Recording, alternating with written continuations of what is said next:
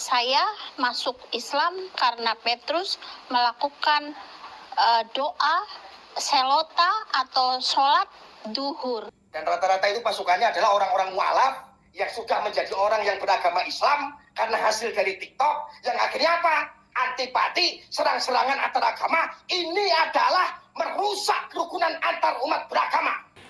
Salam sejahtera bagi kita semua, kembali dengan saya di channel ini. Terima kasih bagi teman-teman yang senantiasa mendukung dan mensupport perkembangan channel ini. Tuhan Yesus memberkati kita semua. Pada kali ini Gus Arya ngamuk-ngamuk dan marah besar kepada para mualaf-mualaf yang mengutak-atik kitab suci agama lain. Nah, seorang mualaf, yaitu nenek tua yang sudah bau tanah, ia sok-sokan dan sok tahu dan utak-atik Alkitab, sementara ia tidak paham dan tidak mengerti penafsiran Alkitab secara benar.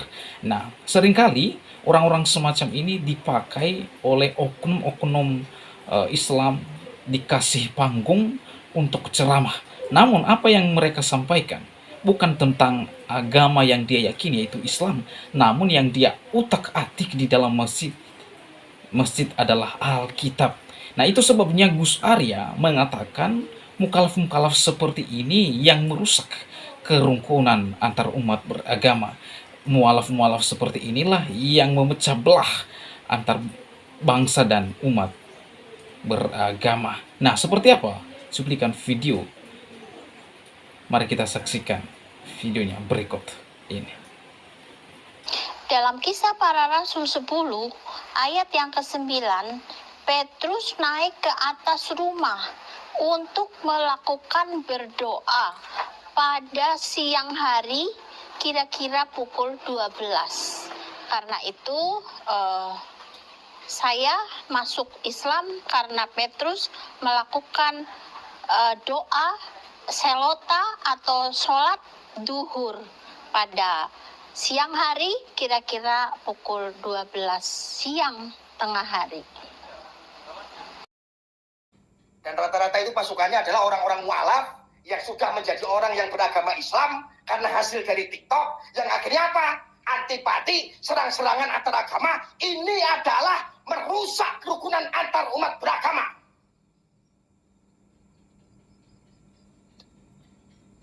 Itu kesibukannya si Wafi. Ya. Akhirnya apa? Dengan debat-debat lintas antar agama itu, debat Kristen dengan Islam, debat Kristen, setiap malam kelompok-kelompoknya mendebatkan tentang agama, tidak mendebatkan tentang adab dan akhlakmu. Akhirnya apa? Lahirlah bibit-bibit radikal, lahirlah orang-orang yang rasis, yang ekstrim. Akhirnya lahirlah mereka orang-orang yang berkarakter. Ketika di luar keimanan dengan mereka, halalkan darahnya. Ketika tidak satu agama, halalkan darahnya. Ketika tidak sepaham dengan mereka, halalkan darahnya. Itulah hasil daripada kelompok-kelompok itu.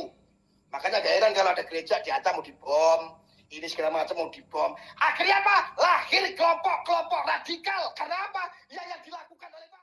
Dan rata-rata itu pasukannya adalah orang-orang mu'alaf yang sudah menjadi orang yang beragama Islam karena hasil dari TikTok yang akhirnya apa? Antipati, serang-serangan antar agama. Ini adalah merusak kerukunan antar umat beragama.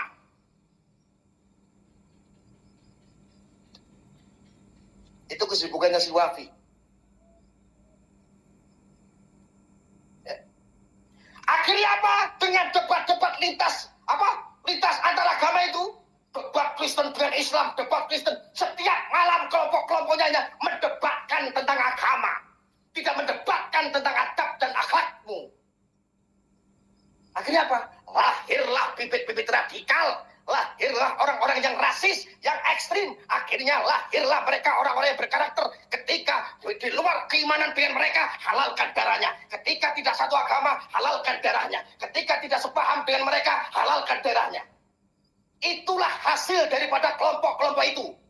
Makanya gak heran kalau ada gereja di atas mau dibom, ini segala macam mau dibom. Akhirnya apa? Lahir kelompok-kelompok radikal. Karena apa? Yang dilakukan oleh Wafi. Gus Arya ini menurut saya kurang kerjaan. Ngapain bawa-bawa mu'alaf? Seseorang yang mu'alaf itu, dia orang yang mau berpikir. Ya, mau berpikir. Mungkin dia mendapat hidayah dari Allah Subhanahu wa Ta'ala melalui bimbingan dari seorang ustadz, dari seorang kiai, baik dari aplikasi TikTok maupun dari YouTube, sehingga dia mau berpikir dan masuk ke dalam agama Islam.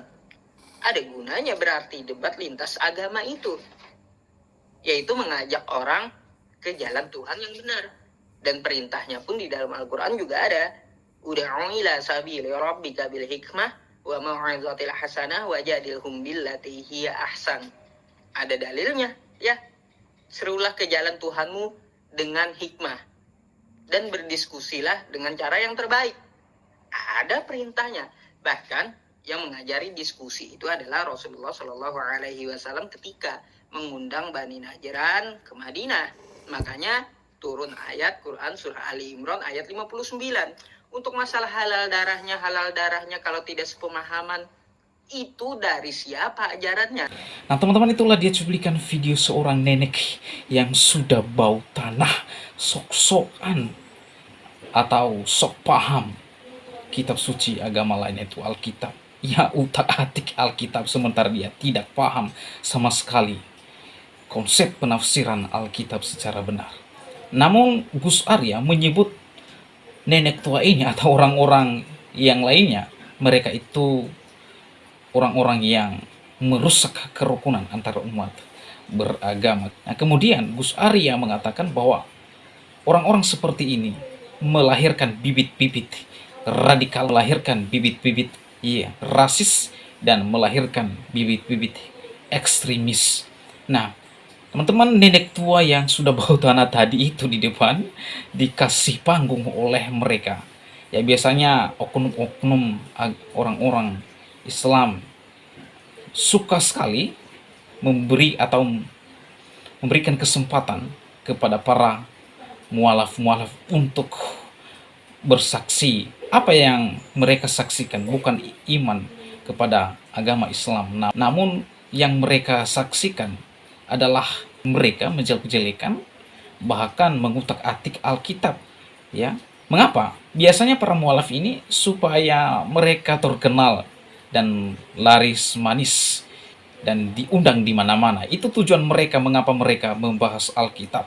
Nah, mereka ini suka sekali membahas Alkitab, padahal waktu mereka Kristen tidak pernah baca Alkitab, ya, tidak pernah belajar teologi, tidak pernah ke gereja, tidak pernah ikut pendalaman Alkitab. Ya, setelah mualaf, mereka mendadak membaca Alkitab dan mereka sangat antusias mencari ayat-ayat Alkitab yang kontradiksi, ya, sebagai bahan ceramah mereka di dalam masjid, dengan tujuan supaya mereka terus dikasih panggung dan terus diundang untuk memberitakan ceramah, ya, karena di sana ada komisinya, saudara. Itu sebabnya Gus Arya sangat menampar keras, ya, mulut-mulut para mukalaf seperti nenek tua tadi di depan. Ya, mulut mereka merusak, memecah belah bangsa dan antar umat beragama. Itu sangat tidak baik untuk diteladani, ya teman-teman. Nah, bagi saya apa yang disampaikan oleh Gus Arya ada sebuah teguran atau tamparan keras kepada mualaf-mualaf yang baru mualaf lalu dikasih panggung untuk berceramah. Itu sama sekali ngawur. Karena apa? Karena ia belum paham keyakinan yang dia yakini sudah dikasih panggung untuk ceramah.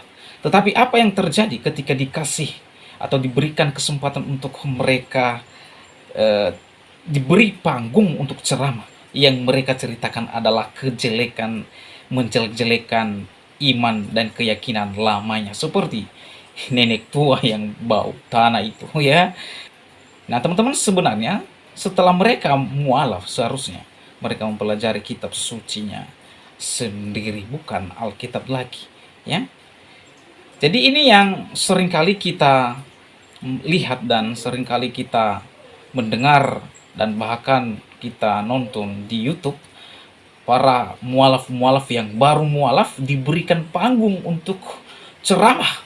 Ya, seharusnya para rohaniawan, umat Islam tidak segampang itu memberikan ruang atau kesempatan kepada mereka yang baru mualaf. Karena apa? Karena mereka belum mengenal, belum mengetahui, belum belajar secara mendalam iman dan keyakinan yang mereka yakini, ya.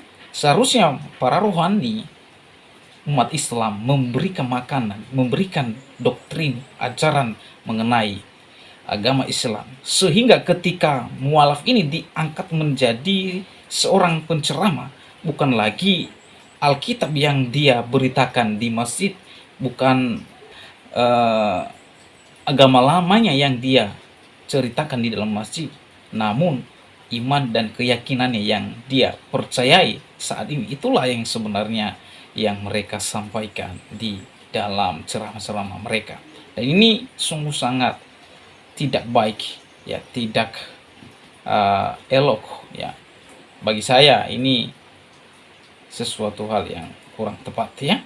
Nah itu, nah saya sependapat dengan apa yang disampaikan oleh Gus Arya, bahwa orang-orang semacam ini jika diberikan panggung untuk ceramah, maka yang terjadi adalah memecah belah atau merusak kerukunan antar umat beragama. Ya, yang mereka sampaikan karena belum mereka belajar secara mendalam keyakinan mereka, yaitu iman pada agama Islam, maka yang ketika diberikan kesempatan untuk ceramah, maka yang dia ceramahi adalah Alkitab, dan ia menjelek-jelekan Alkitab.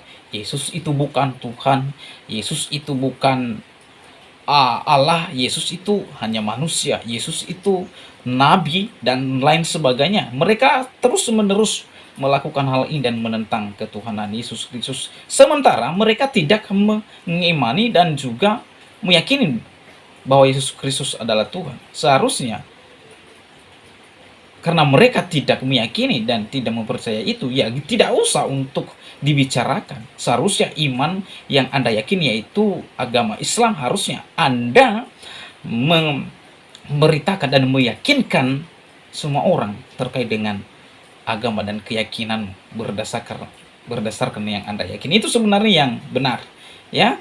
Untuk apa kamu beritakan jelek-jelekan Alkitab sementara Anda tidak meyakini? Seperti ibu tadi yang sok-sokan, ya, yang sok tahu Alkitab.